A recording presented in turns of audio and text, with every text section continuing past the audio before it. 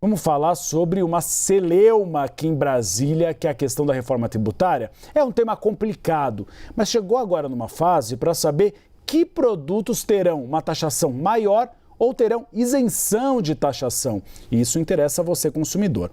Um dos pontos é a carne bovina e também a carne de frango.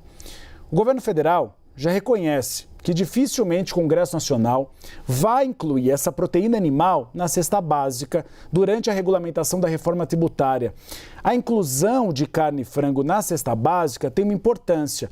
Ela isenta o produto de tributos, ou seja, na prática, você pagaria menos impostos para comprar carne e frango.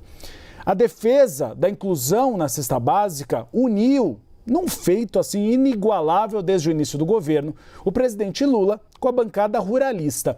Mas nos bastidores, a maior parte dos líderes partidários é contrário a essa isenção. O que já foi comunicado ao Palácio do Planalto, chegou essa mensagem ao Palácio do Planalto, de que carne e frango na cesta básica, com isenção de impostos, é praticamente impossível.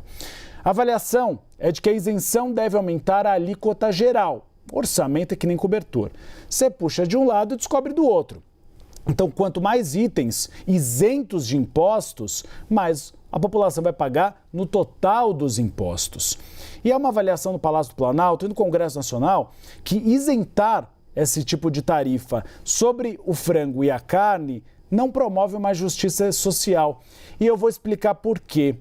Uma vez que, mesmo diante de um tributo sobre a carne, a população mais pobre terá direito ao chamado cashback, que é uma nova modalidade. Aqueles que são beneficiários de programas sociais, quando eles vão fazer a compra, o dinheiro volta para o cartão deles. Então, eles recebem a devolução desse imposto. Então, de uma certa forma, a população mais pobre, quando comprar frango e carne, já vai receber o cashback.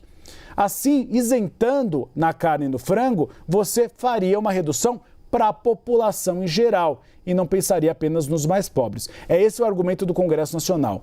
Nos alimentos como carne bovina, caprina e de frango, eles contam na proposta inicial da reforma tributária com uma alíquota reduzida de 60%.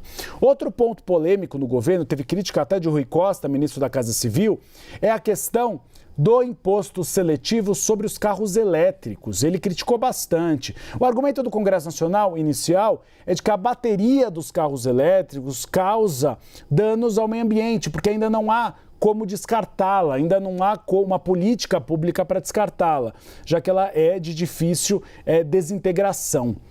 Hoje, o Brasil se tornou o principal destino dos carros elétricos, principalmente da China. E a indústria nacional tem se preocupado com a concorrência com os veículos movidos a álcool e gasolina. O ideal, dizem auxiliares do governo, seria não colocar o carro elétrico no imposto seletivo, mas aumentar o imposto de importação. Só que qual é o problema?